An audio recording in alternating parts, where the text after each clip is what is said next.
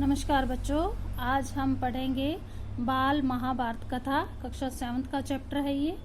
हमने पहले ये पढ़ लिया है, पांडवों की रक्षा। इसका 3rd पार्ट पे हम आज हैं।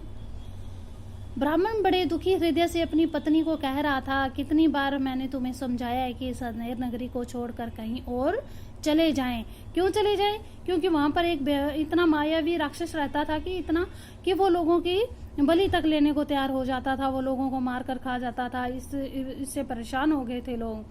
तो यहाँ जो ब्राह्मण होता है वो अपनी पत्नी को समझाता है कि मैंने तुम्हें बहुत बार बोल दिया है कि संदेर नगरी को छोड़कर कहीं और चले जाएं, लेकिन तुम ऐसी हो कि मानती नहीं, तुम हट करती हो, जिद करती हो। ये मेरे माँ बाप और बाप दादा का गांव है, वो कहती है मैं यहीं रहूंगी। अब क्या कहती हो, अपनी बेटी को भी बलि कैसे चढ़ा दूं और तुम और पुत्र को कैसे काल की कवलित होने दूं, यानी मैं अपनी बेटी को कैसे मैं मरवा दूं और अपने पुत्र को भी कैसे कवलित होने दूं, मरवाने दूं। यदि मैं शरीर त्यागता हूं, मैं मरता हूं, तो फिर अनाथ बच्चों का भरण पोषण कौन करेगा? हाय, मैं अब क्या करूं? ये ब्राह्मण बहुत बुरी तरह परेशान हो चुका है और रो रहा है। और कुछ करने से तो अच्छा उपाय यह है कि सभी एक साथ मौत को गले लगा लें, कि सभी मर जाएं, तो बार बार ये दिक्कत नहीं आएगी। क्योंकि ये माँ बाप के सामने एक पुत्र और पुत्री की मृत्यु हो तो उन्हें अच्छा नहीं लगेगा, दुख होगा बहुत। सभी एक साथ मौत को गले लगा ले, यही अच्छा होगा। कहते कहते ब्राह्मण सिसक सिसक के रो पड़ा।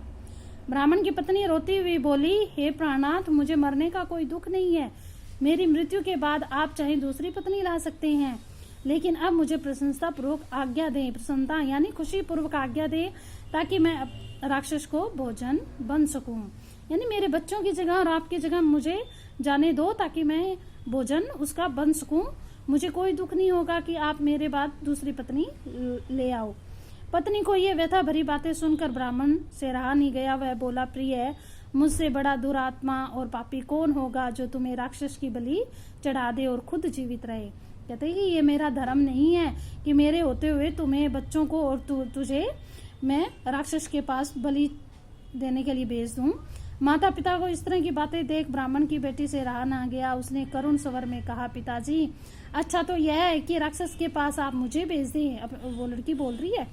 सबको इस तरह रोते देखकर ब्राह्मण का नन्हा सा बालक भी पास में पड़ी हुई सूखी लकड़ी हाथ में लेकर घूमता हुआ बोला, उस राक्षस की तो मैं ही इस लकड़ी से इतने जोर से उसे मार डालूंगा कि वो मर जाएगा।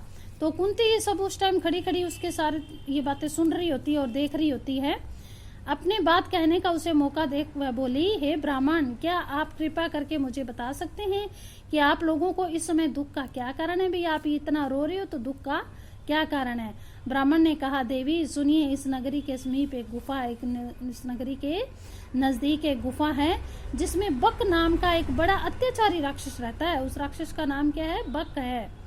पिछले 13 वर्षों से इस नगरी के लोगों पर वह बड़े ही जुल्म ढा रहा है, बहुत ही ज्यादा अत्याचार कर रहा है। इस देश का राजा जो वैत्रकीय नाम के महल में रहता है, इस देश का राजा है जो उसका नाम क्या है? वैत्रकीय। इतना निकम्मा है कि वह प्रजा को राक्षस के अत्याचार से नहीं बचा सकता।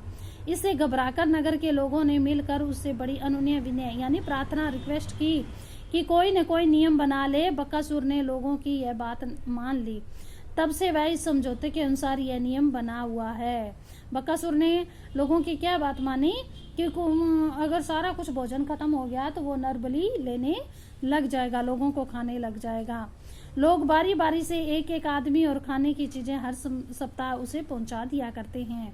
ये उसके बकासुर था, वो और लोगों के साथ समझौता हुआ था, उसके हिसाब से दिया जा रहा था उसको खाना, उसे पहुंचा दिया करते हैं। इस सप्ताह उस राक्षस के खाने के लिए आदमी और भोजन बेचने की हमारी बारी है।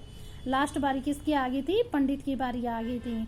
अब तो मैंने यही सोचा है कि सबको साथ लेकर ही राक्षस के पास चला जाऊंगा। आपने पूछा सो आपको बता दिया। इस कष्ट को दूर करना तो आपके बस की बात नहीं है। ब्राह्मण ने किसको कहा? कुंती को। क्या कहा? कि ये कष्ट दूर करना आपके बस की बात नहीं है। ब्राह्मण की बात का कोई उत्तर देने से पहले कुंती ने भीमसेन से सलाह ली। उसने लौट कर कहा, प्रियवर, आप इस बात की चिंता छोड़ दें। मेरे 5 बेटे हैं, उनमें से आज एक राक्षस के पास भोजन लेकर चला जाएगा।